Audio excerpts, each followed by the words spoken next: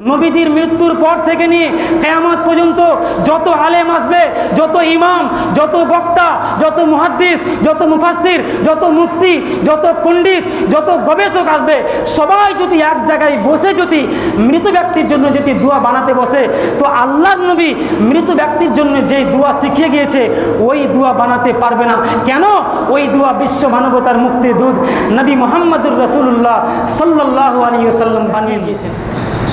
সালাত বিষয়ে অনেকটি সূক্ষ্ম দিক রয়েছে, তার মধ্যে একটি সূক্ষ্ম দিক হচ্ছে যে মহান আল্লাহ তাআলা ইসলামের যে সমস্ত খুঁটি নির্ধারণ করেছেন তার সংখ্যা হচ্ছে 5টি, আর মানুষের অন্তরের সাথে বিশ্বাসের সঙ্গে যে বিষয়গুলো নির্ধারণ করা হয়েছে তার সংখ্যা হচ্ছে 6টি।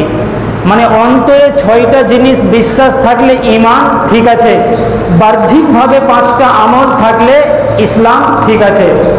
তো ইসলামের যে 5টি বাহ্যিক আমল বা 5টি কাজ রয়েছে যেগুলো নবীজি মানুষের সামনে পেশ করেছেন, কালেমা, নামাজ, রোজা, হজ, যাকাত, এই যে 5টা রয়েছে, এই 5টার ভিতর থেকে কালেমা ব্যতীত রেখে যে 4টি কাজ রয়েছে, এই 4টি কাজকে 2 ভাগে ভাগ করা যায়।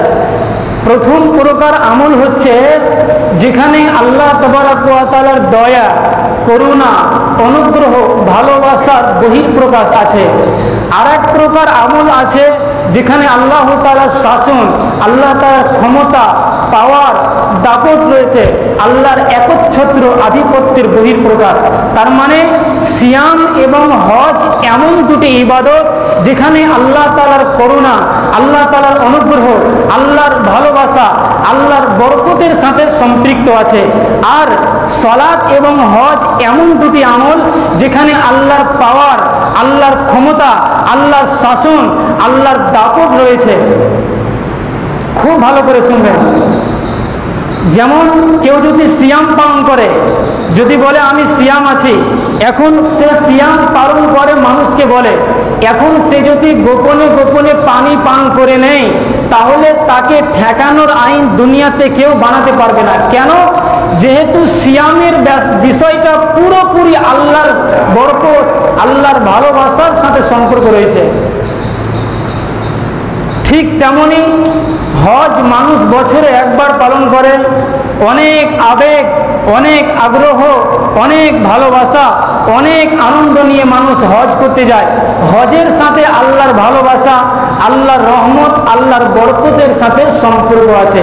কিন্তু সালাত এবং যাকাত এমন দুটি বিষয় যেখানে আল্লাহ তাবারক ওয়া তাআলার ক্ষমতা এবং আল্লাহ তাআলার শাসন এমনভাবে বহিঃপ্রকাশ আছে, তুই করবি না মানে তোর বাপকে করতে হবে, পিটিয়ে করানো হবে।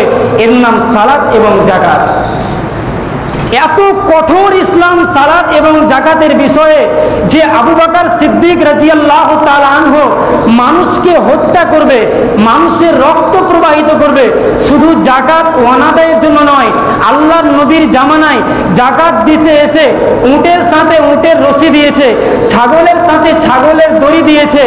আবু বকরের যুগে দিবে না মানে লাউ মানাউনি ইকানান কানু ইওয়াদুনাহু ইলা রাসূলিল্লাহি সাল্লাল্লাহু আলাইহি ওয়াসাল্লাম, তারা যদি না দেয় এমন দড়ি, তারা যদি না দেয় এমন দড়ি যা আল্লাহর নবীর জামানায় উটের সাথে দিয়েছিল, ছাগলের সাথে দিয়েছিল, তো ওই রশির জন্য, ওই দড়ির জন্য আবু বকর মানুষের রক্ত প্রবাহিত করবে, আবু বকর মানুষকে রক্ত প্রবাহিত করবে, মানুষকে হত্যা করবে, শুধু যাকাত দিবে না এই জন্য। নবীজির জামানায় খেজুরের সাথে বস্তা দিয়েছিল, আবু বকরের যুগে যদি খেজুর দেয়, বস্তা না দেয়, তো আবু বকর সিদ্দিক ওই বস্তার জন্য যুদ্ধ করবে, মানুষকে হত্যা করবে। এই ঘটনাটা ঘটেছিল যখন নবীজি মারা গেলেন, তখন সিদ্দিকে আকবর আবু বকর সিদ্দিক রাদিয়াল্লাহু তাআলা আনহু প্রধানমন্ত্রীর গদিতে বসলেন। তখন বেশ কয়েকটি ফিতনা এসেছিল। একদিকে রোম আর পারস্য মদিনাকে দখল করার পাঁয়তারা করছিল, আর একদিকে নতুন কিছু মানুষ তারা আল্লাহর দ্বীনের গুরুত্বপূর্ণ বিধান যাকাতকে অস্বীকার করে বসলো, আর একদিকে কিছু বাটপার অর্থাৎ মুসাইলামাতুল কাজ্জাব, এই ধরনের কয়েকজন মানুষ তারা খাতমে নবুয়তের সিংহাসন নিয়ে টানা হিচড়া করতে লাগলো। চারিদিকে ফিতনা, একদিকে ভণ্ড নবীর উৎপাত, আর একদিকে ওই সময় আবার কিছু মানুষ জাকাত অস্বীকার করে বসলো। তারা আল্লাহ মানে, রসুল মানে, নামাজ পড়ে, হজ করে, জাকাত কিন্তু দিতে অস্বীকার করলো। যার কারণেই সিদ্দিকে আকবরের নিকটে অনেকেই সুপারিশ করতে এলো, হুজুর পরিস্থিতি এখন খুব ভয়াবহ, পরিস্থিতি খুবই জটিল। একদিকে রোম আর পারস্য মদিনাকে দখল করার চেষ্টা করছে, আর একদিকে মুসাইলামাতুল কাজ্জাব 70,000 মানুষ নিয়ে খাতমে নবুয়তের সিংহাসন নেওয়ার চেষ্টা করছে। আর একদিকে কিছু মানুষ তারা জাকাত অস্বীকার করে বসলো। অন্তত পক্ষে এই মুহূর্তে জাকাত অস্বীকারীদের ব্যাপারটাকে একটু সহজভাবে নেন। এই সুপারিশ যারা করতে এসেছিল তাদের মধ্যে বীর পুরুষ উমর বিন খাত্তাব রাদিয়াল্লাহু তাআলা আনহু তিনিও ছিলেন। তিনি বলছেন, আবু বকর, এই সময় জাকাত অস্বীকারীর বিষয়টা যেন খুব কঠোরভাবে না নেওয়া হয়।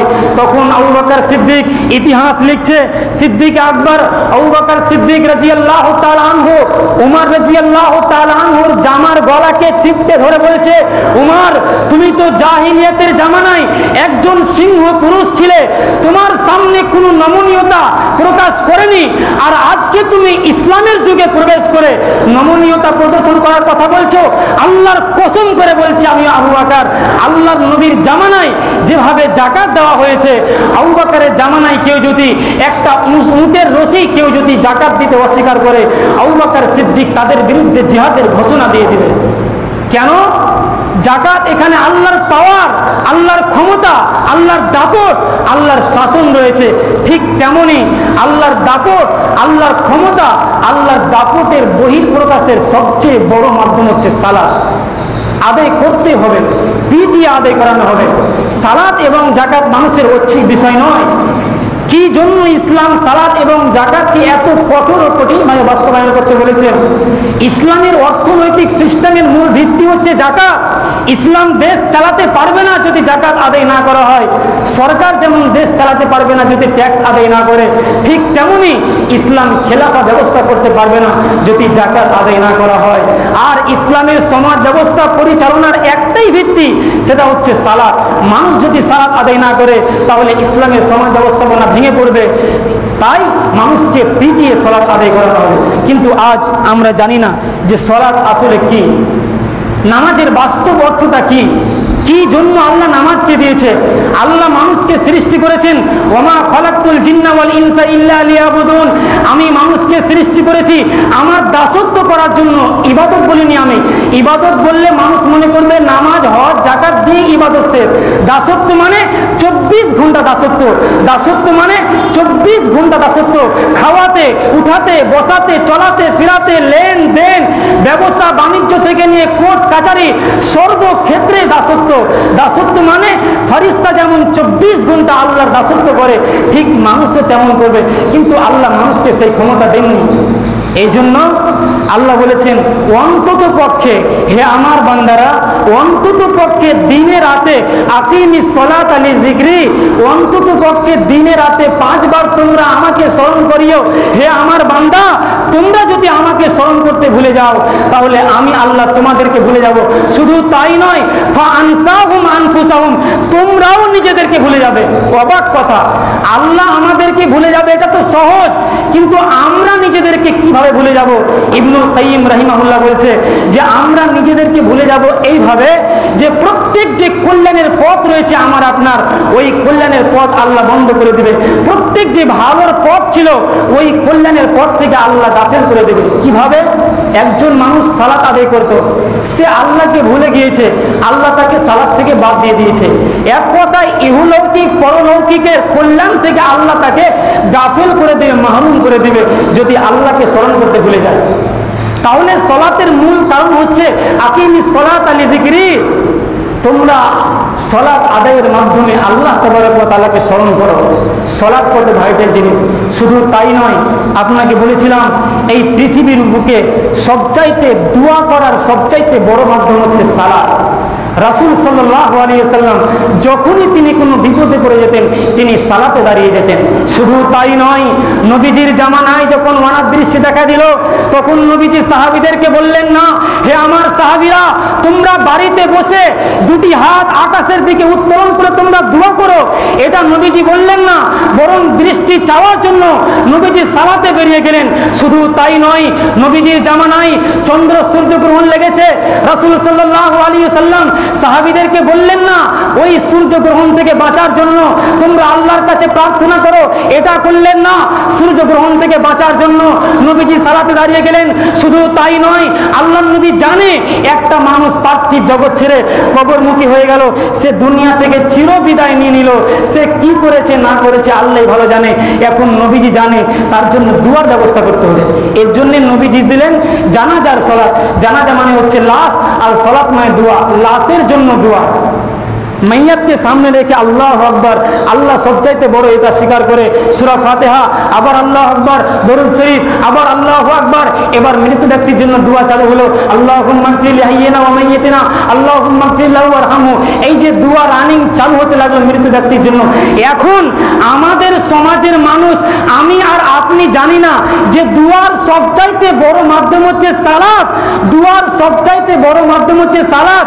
এই জাহালাতের কারণে, এই অজ্ঞতার কারণে, এই মূর্খতার কারণে আমি আর আপনি বলে বসলাম, আচ্ছা এখন তো জানাজার সালাত হয়ে গেল, চলো তাহলে সবাই কবরের পাশে একবার দাঁড়িয়ে হাত তুলে মুনাজাত করে নিই।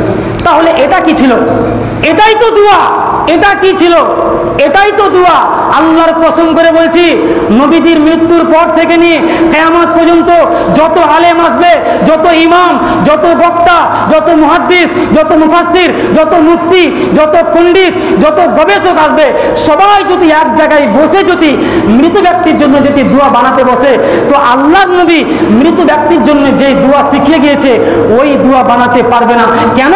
ওই দোয়া বিশ্ব মানবতার মুক্তির দূত নবী মুহাম্মদুর রাসূলুল্লাহ সাল্লাল্লাহু আলাইহি ওয়াসাল্লাম বানিয়ে গিয়েছেন। কিন্তু আমরা জানি না, সালাতই তো দোয়া। রুকুতে যাচ্ছেন তখন দোয়া, আল্লাহর তাসবিহ, আল্লাহর বরকত।